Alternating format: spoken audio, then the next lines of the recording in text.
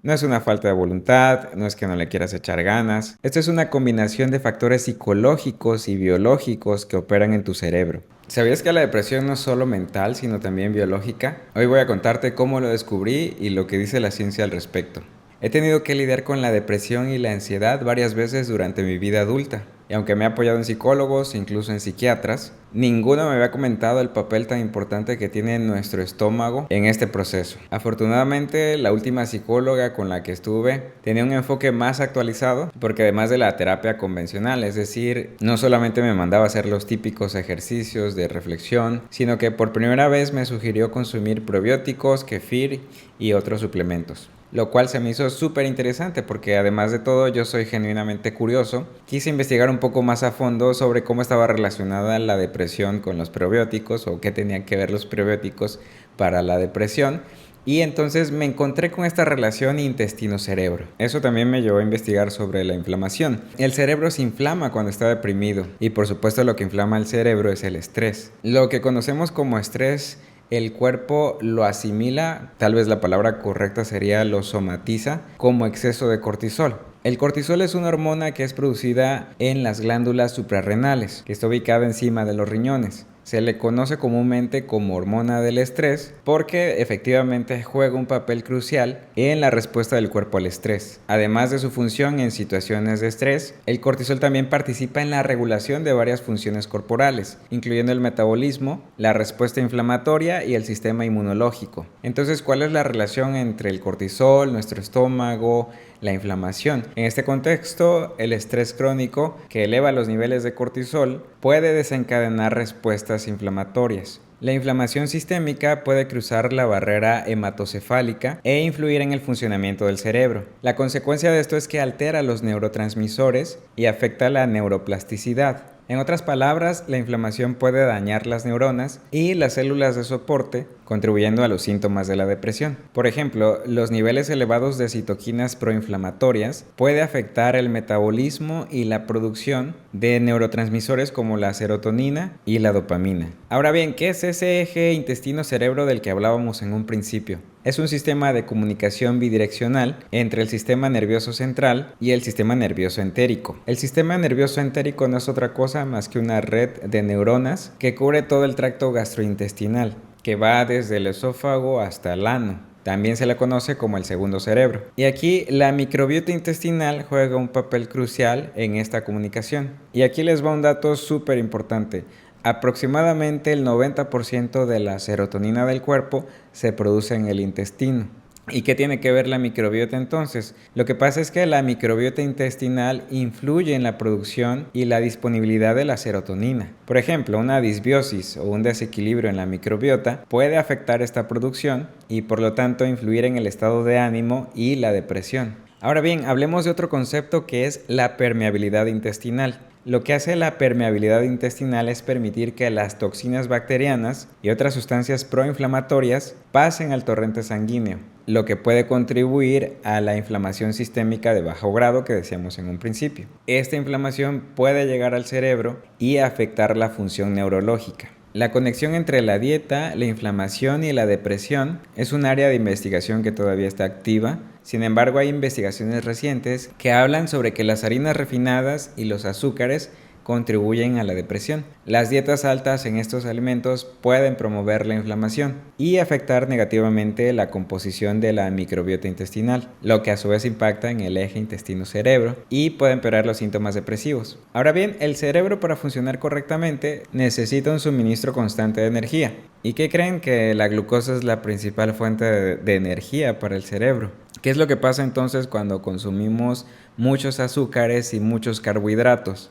Lo que pasa entonces es que los niveles de glucosa en la sangre se disparan rápidamente. Esto le da al cerebro un subidón de energía, pero es un efecto de corta duración. Para manejar ese exceso de glucosa, el páncreas produce insulina. Ahora bien, demasiada insulina causa una caída brusca en los niveles de azúcar en la sangre. Esta caída deja al cerebro con poca energía, como si le hubieran quitado combustible. Y esta fluctuación constante de energía, subidas, bajadas de glucosa, afecta directamente al estado de ánimo. Durante las caídas, el cerebro puede experimentar irritabilidad y ansiedad, y es en estos momentos que el cuerpo libera hormonas del estrés como el cortisol y la adrenalina para intentar subir el azúcar. Y esto trae como consecuencia que te sientas ansioso, irritable, tembloroso y bueno, todos estos síntomas que son típicos de la ansiedad. Además de todo esto, el cerebro no tiene la energía para pensar con claridad o mantenerse concentrado. Sientes cansancio, confusión, falta de motivación. Todos estos síntomas son muy comunes en la depresión. Como mencioné antes, el exceso de azúcar en la sangre puede promover la inflamación crónico-sistémica de bajo grado, lo que afecta el funcionamiento del cerebro y está asociado con la depresión. Entonces, a mí me recomendaron tomar probióticos. Y sí noté una mejoría. Estuve tomando los probióticos junto con el kefir de coco,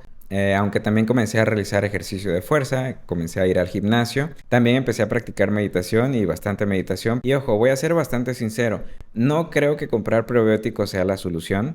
¿Por qué? Porque es muy importante saber que no todas las cepas nos van a ayudar. La microbiota intestinal es un ecosistema complejo y único de cada persona. Cada cepa bacteriana tiene funciones específicas y el equilibrio entre cada una de ellas es crucial para la salud.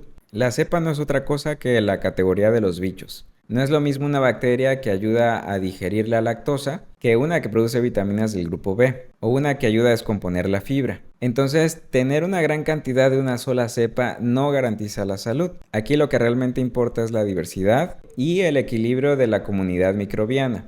O sea, no podemos tener microbios de más ni microbios de menos. Eso causaría un desajuste en el ecosistema y por lo tanto podríamos tener problemas de salud. La mayoría de los probióticos comerciales contienen una mezcla estándar de cepas populares. Es decir, están diseñados para el público en general y no toman en cuenta la composición individual de la microbiota. Entonces, si suplementas con una cepa que ya tienes en abundancia o con una que no es la que te hace falta, es probable que no notes ninguna mejora o que el efecto sea mínimo. Al contrario, en algunos casos, un exceso de una cepa en particular podría desequilibrar aún más el ecosistema, obviamente empeorando el problema en lugar de resolverlo. En estos casos, lo ideal sería realizar un estudio de la microbiota intestinal. ¿Esto para qué? Para obtener un mapa detallado de tu sistema microbiano.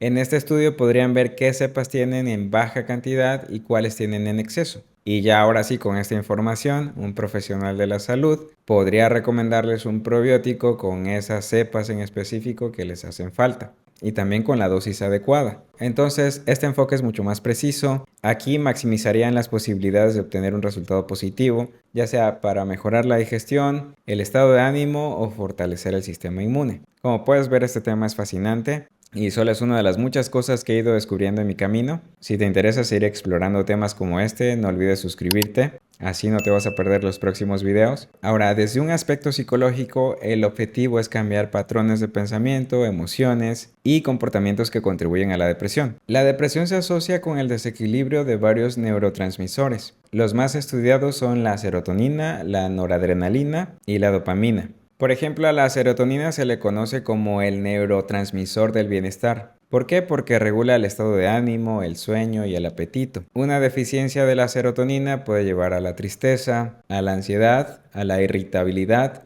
y ya mencionábamos que el 90% de la serotonina se produce en el intestino. Por eso lo de tener los bichos equilibrados. En mi caso, desde siempre he sido muy enfermo del estómago. Siempre he padecido de hinchazón, de dolor de estómago por nerviosismo. También me enfermo seguido de la garganta. Normalmente me dan muchos antibióticos cuando me pasa esto. Y los antibióticos son fatales para la flora intestinal. O sea, cuando tomas antibióticos barres con todos los bichos que tienes en la panza. Y pues evidentemente esto no es bueno. ¿Por qué? Porque necesitamos de esos microbios y bacterias para que todo funcione normalmente en nuestro organismo. Mucho cuidado entonces si toman antibióticos, si se enferman seguido, pues por ahí puede estar también algún detalle de que estén barriendo con su flora intestinal con todos estos antibióticos. Otro de los neurotransmisores decíamos que es la noradrenalina. Esta afecta la energía, la concentración y el estado de alerta. Bajos niveles de noradrenalina se relacionan con la fatiga y con la falta de motivación. Otro de los neurotransmisores es la dopamina. Este es clave para la motivación, el placer y la recompensa. La deficiencia de dopamina puede causar anedonia, es decir, la incapacidad de sentir placer. Estos son de los 3 neurotransmisores más importantes, digamos, que su desequilibrio se relaciona con la depresión. Para tratar psicológicamente la depresión, una de las técnicas que ha demostrado ser más eficiente es la terapia cognitivo-conductual. Esta terapia se enfoca en identificar los pensamientos negativos y modificarlos. Por ejemplo, una persona con depresión podría pensar, no sirvo para nada. En este contexto, la terapia conductivo-conductual ayuda a cuestionar ese pensamiento y a reemplazarlo por uno más realista y equilibrado, como tal vez no lo hice bien esta vez, pero soy capaz de aprender y mejorar. Otra forma de regular estos neurotransmisores psicológicamente es a través de actividades que estimulen su producción natural, como el ejercicio, la meditación y el logro de metas. El ejercicio es sumamente importante, honestamente yo no le daba la importancia que tenía al ejercicio, pero el ejercicio físico y en particular el ejercicio de fuerza, hay estudios de que tienen un efecto antidepresivo. El ejercicio de fuerza aumenta los niveles de serotonina, de noradrenalina y de dopamina, y esto a su vez mejora el estado de ánimo, el autoestima y la energía. Como les decía, algo que a mí me ayudó muchísimo fue meditar. Yo ya sabía sobre la meditación y sus efectos, pero me puse a meditar formalmente después de que escuché el testimonio de un psicólogo que se llama Juan Luca, donde contaba su historia de vida. Así a grandes rasgos, este psicólogo cuenta que tuvo una enfermedad pues bastante complicada, una enfermedad mortal, ya lo habían desahuciado, y cuenta cómo con la meditación, estando desde la cama, postrado desde la cama, pues se ponía a meditar y logró sanar. De ahí me fue interesando mucho la meditación y me encontré también con el budismo tibetano. Específicamente me empezaron a aparecer videos del venerable Khenpo Lama Rinchen, y ya de ahí no pude soltar la meditación y me hizo mucho bien entender la vida desde la perspectiva del Dharma. Digamos que fue como una luz que me iluminó. Les recomiendo mucho que independientemente de las creencias que tengan, se tomen el tiempo de alguna vez escuchar a Lama Rinchen. Al menos a mí sus enseñanzas me han ayudado muchísimo. Pero bueno, hablando sobre meditación, especialmente la de atención plena o mindfulness, ayuda a la mente, y esto está comprobado también científicamente, porque lo que hacemos en este proceso es enseñar a la mente a observar los pensamientos y emociones sin juzgarlos. Y la consecuencia de esto es parar el rumeo que tenemos constante en la mente. Reduce el rumeo de pensamientos negativos que tenemos cuando estamos deprimidos. La meditación mindfulness lo que ayuda es a enfocarnos en el presente. Al enfocarnos en el presente, fortalecemos la corteza prefrontal, que es la que se encarga del control emocional. Y esto nos ayuda a ganar perspectiva y a no ser arrasados por esos estados de ánimo cuando tenemos depresión. Y algo de igual magnitud de importancia que me ha ayudado muchísimo es la respiración. Hay muchos tipos de respiración, muchas técnicas de respiración, hay diversos pranayamas, técnicas que usan los soldados de élite, la respiración de Wim Hof, incluso algunas respiraciones para entrar en estados alterados de conciencia como las respiraciones holotrópicas. Hay muchos tipos de respiración con diferentes propósitos, pero bueno, si nos enfocamos en respiraciones para bajar la ansiedad, para reducir el estrés, lo que se hace es respirar lento y profundo, y cuando respiramos lento y profundo, se activa el sistema nervioso parasimpático. Este sistema es el responsable de la relajación y el descanso. Esto contrarresta la respuesta de lucha-huida del sistema nervioso simpático, que se activa con el estrés y la ansiedad. Como consecuencia, se reduce la frecuencia cardíaca y la presión arterial, calmando el cuerpo y la mente. Y la visualización, me van a preguntar ustedes, ¿dónde queda la visualización?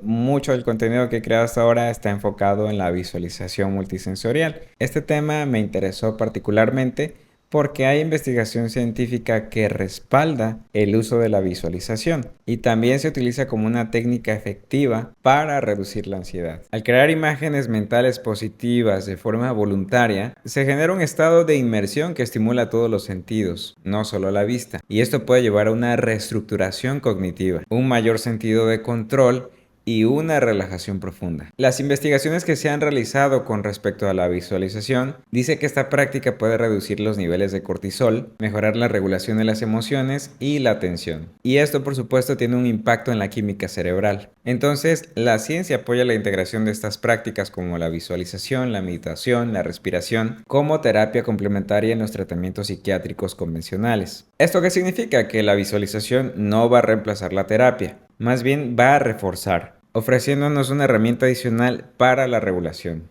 Además de las estrategias psicológicas formales, existen muchas prácticas naturales que, desde una perspectiva tanto psicológica como biológica, contribuyen a mejorar el estado de ánimo y aliviar los síntomas de la depresión. Por ejemplo, el contacto físico, como un abrazo. Un abrazo activa la liberación de oxitocina. La oxitocina también es conocida como la hormona del amor. Esta hormona tiene un efecto directo en la reducción del estrés, disminuye los niveles de cortisol y promueve sentimientos de confianza, de calma y de conexión social. Un abrazo de al menos 20 segundos es particularmente efectivo para este propósito. También hay estudios que demuestran que pasar tiempo en la naturaleza o simplemente observar paisajes naturales tiene un impacto positivo en la salud mental. Se ha observado que estar rodeado de vegetación reduce los niveles de cortisol, disminuye la presión arterial y mejora el estado de ánimo. Caminar descalzo sobre la tierra, el pasto, la arena, también es conocido como grounding, también es una de las técnicas complementarias que se aplican para disminuir la depresión. Aunque la ciencia detrás de sus mecanismos exactos aún se están investigando, la teoría sugiere que el contacto directo con la tierra permite que los electrones libres de esta neutralicen la inflamación del cuerpo. Y psicológicamente es una técnica de anclaje al presente.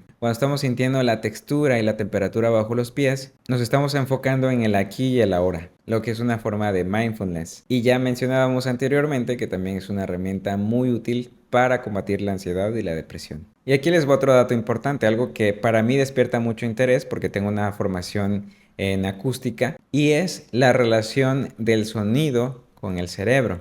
El sonido de las olas del mar, el canto de los pájaros o el sonido del viento en los árboles no solamente es relajante, sino que se ha demostrado que tiene un efecto terapéutico. Estos sonidos ayudan a reducir el estrés y a calmar el sistema nervioso, ya que nuestro cerebro lo asocia con entornos seguros y tranquilos. En contraste, los ruidos urbanos, el tráfico, las sirenas, los sonidos de construcción, activan la respuesta de alerta. Tal vez hayan escuchado hablar de los sonidos binaurales, que son dos tonos de frecuencias ligeramente diferentes que se envían a cada oído. Y lo que pasa aquí es que el cerebro percibe la diferencia de estas dos frecuencias como una tercera frecuencia. Y esto puede inducir a diferentes estados cerebrales. Por ejemplo, se cree que ciertas frecuencias pueden ayudar a la relajación, la concentración o el sueño. Sin embargo, la evidencia científica todavía es preliminar en este aspecto. Ahora bien, los sonidos de la naturaleza tienen un ritmo no repetitivo y caótico, que resulta relajante para el cerebro, en contraposición con los ritmos mecánicos de la ciudad. Ahora bien, esto no es tan trivial ni tan fácil como decir, bueno, me voy a comprar mis prebióticos, me voy a comprar mi magnesio, me apunto al gym, me voy a correr, me pongo a meditar y a respirar, me voy a poner a reír y abrazar a todo el que se me ponga enfrente, ¿no? No, no es así, ojalá fuera así. Ojalá fuera tan fácil, ¿no? La realidad es que cuando estás deprimido, no tienes ganas de hacer nada de eso, ni siquiera tienes ganas de ver a nadie. Pero, ¿por qué nos resistimos tanto al cambio si ya sabemos lo que tenemos que hacer? Muchas veces sí sabemos lo que tenemos que hacer y aún así no lo hacemos. El hecho de que sepas la teoría no significa que sea tan fácil ponerlo en práctica. Y esto es una experiencia común para muchas personas. No es una falta de voluntad, no es que no le quieras echar ganas. Esto es una combinación de factores psicológicos y biológicos que operan en tu cerebro. Es verdad que sabes lo que te hace bien, pero la dificultad para implementarlo no es tan trivial. Esto se debe a que la depresión no es un mal humor que puedes cambiar con solo pensar positivo. Y este mensaje también va para los familiares de personas que están deprimidas, porque normalmente piensan que solo con pensar positivo, con echarle ganas, todo se va a solucionar. Y realmente no es así. Hay que tener mucha empatía si tenemos a alguien cercano que está sufriendo de esta enfermedad, o si tú mismo la estás sufriendo, tienes que ser compasivo contigo mismo. A ver, es que aquí sí quiero recalcar que la depresión es un trastorno que afecta directamente la estructura y la química de tu cerebro, lo cual hace que la acción y la motivación sean extremadamente difíciles. La depresión está asociada con la reducción de la actividad de la corteza prefrontal. La corteza prefrontal es la parte del cerebro responsable de la toma de decisiones, la planificación, la motivación y la autorregulación. Cuando esta área está baja de energía, te resulta mucho más difícil iniciar actividades, incluso las que sabes que te van a beneficiar. Por eso les digo que no es tan trivial como parece. La depresión crea un ciclo de pensamiento negativo y repetitivo. Aunque no es una adicción en el sentido de las drogas, el cerebro puede quedar atrapado en este patrón, por lo que el rumeo de la mente, estos pensamientos que tenemos repetitivos, se sienten en cierta medida, en cierto modo, familiares y predecibles, aunque sean dolorosos. Por ejemplo, tú puedes decir, no voy a hacer ejercicio ejercicio, esto es demasiado difícil para mí, no tengo ganas de hacerlo. Tienes un sentimiento de desesperanza y de baja energía, decides no hacer ejercicio y te quedas en la cama, te sientes peor, lo que refuerza el pensamiento negativo inicial y el ciclo se repite. No sé si han tenido la oportunidad de leer el libro de Hábitos Atómicos, si no, les recomiendo mucho que lo lean. Este libro habla de que los hábitos se forman por señales, anhelos, respuestas y recompensas. Cuando estás deprimido, la señal para hacer algo bueno, como el ejercicio, no genera un anhelo de acción, sino de inacción. La recompensa de quedarte en la cama, que aquí estás evitando el esfuerzo y el dolor, puede ser más fuerte que la recompensa a largo plazo de sentirte mejor. Aquí el obstáculo más grande es el inicio. El autor de este libro, James Clear, explica que la clave es hacer que el hábito sea obvio, atractivo, fácil y satisfactorio. Y la depresión hace lo contrario, hace que el ejercicio parezca invisible, poco atractivo, difícil y poco gratificante al principio. Entonces, la clave es empezar pequeño. En lugar de pensar en una hora del ejercicio, por ejemplo, sería hacer algo tan pequeño que te sea difícil decir que no. Por ejemplo, ponerse los tenis o respirar consciente 3 veces. Estos pequeños pasos construyen un momento que puede superar la resistencia inicial. En resumen, no es que seas débil o que te falte voluntad. Es una lucha contra la propia arquitectura y química de tu cerebro, que está afectada por la depresión. La clave también es no intentar cambiar todo de golpe, sino empezar con pasos tan pequeños que la resistencia del cerebro sea mínima. Y así poco a poco, reescribir los patrones de inacción y tristeza. Algo muy importante que mencionar es que muchos hombres padecen de ansiedad y depresión y normalmente no piden ayuda. No piden ayuda porque es difícil para un hombre mostrarse vulnerable. Los varones normalmente tenemos miedo a exponernos por miedos a las burlas o a que nos tachen de débiles. Con la mujer es algo más normalizado. Hay una exclusión social para el hombre y el hombre también tiende a excluirse. Entonces la lucha con la depresión se hace más fuerte porque tienes que ir tú solo contra todo esto. Si van a un centro de yoga, la mayoría son mujeres. Y no es que un hombre no pueda hacer yoga, al contrario. Tengo entendido que este tipo de técnica lo iniciaron hombres, los yogis, y posteriormente se le permitió a la mujer hacer este tipo de prácticas. Pero ahora está más normalizado que las mujeres sean las que practiquen este tipo de técnicas como el yoga o la meditación. De hecho, si van a un centro de meditación es lo mismo. Normalmente lo van a encontrar lleno de mujeres y pocos hombres. La idea de que un hombre debe de ser fuerte, autosuficiente y no mostrar debilidad está arraigada en muchas culturas. Desde pequeños a los varones nos enseñan a aguantarnos las emociones y a resolver los problemas solos. Esto crea un entorno en el que la vulnerabilidad se percibe como debilidad, no como una parte natural de la experiencia humana. La sociedad puede no estar preparada para recibir con empatía a un hombre que habla sobre su depresión o su ansiedad. Y esto lo vemos seguido, se manifiesta en comentarios como ya ponte las pilas, los hombres no lloran o eso es cosa de mujeres. Que te digan que te pongas las pilas es de las peores cosas que te pueden decir cuando estás pasando por una depresión. Los hombres con depresión no diagnosticada o no tratada tienen un riesgo significativamente mayor de caer en el abuso de alcohol o drogas como un mecanismo de escape. Y lamentablemente las tasas de suicidio son más altas en hombres. Entonces necesitamos cambiar la narrativa cultural para que pedir ayuda se vea como un acto de valentía y responsabilidad y no como debilidad. Por cierto, el sol, la vitamina D, también ayuda muchísimo a este proceso para salir de la depresión. Si no puedes ir a correr, al gym, al menos trata de que te dé unos 15 minutos el sol, eso te va a ayudar bastante. Pero volviendo a lo del yoga y la meditación, yo creo que es importantísimo fomentar la creación de grupos de apoyo, terapias o inclusive actividades físicas que sean percibidas como inclusivas para los hombres. Y aquí tengo que decir algo importante también, el contenido que normalmente se crea para ayudar a personas que están con depresión, la mayoría son mujeres hablando de estos temas y se dirigen solamente a mujeres. Yo sé, por estrategia, su nicho, su target, por lo que ustedes quieran, pero en su gran mayoría este tipo de contenido siempre está dirigido a las mujeres. Yo estoy intentando que este contenido sea para todos, y cuando digo todos me refiero a hombres y a mujeres de todas las edades. No se trata de fuerza de voluntad, sino un proceso que implica comprender los aspectos psicológicos y biológicos de la depresión. Y también reconocer que el apoyo social y la autocompasión son tan cruciales como cualquier terapia o suplemento. Y ojo, porque no estoy diciendo que no tengas que poner de tu parte, tiene que haber la decisión de querer salir de ese proceso. Hasta aquí el video, te agradezco por llegar hasta el final. Considera suscribirte, darle like al video y compartir esta información con alguien que le pueda ser de utilidad. También estaré encantado de leerte en los comentarios, leer tus experiencias si te pareció útil esta información o algo que quieras compartir. Nos vemos en el próximo video.